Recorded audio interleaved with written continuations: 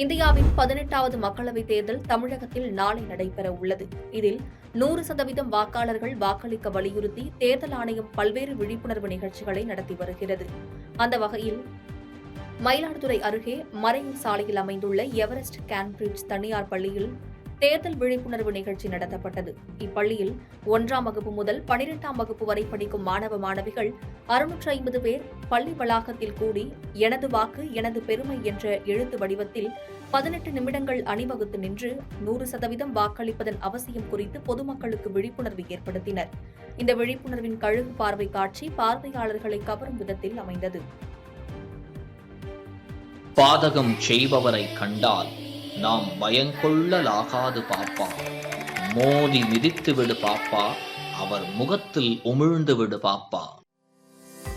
அண்மை செய்திகளை உடனுக்குடன் தெரிந்து கொள்ள இணைந்திருங்கள் இயம்நாடு தொலைக்காட்சியுடன்.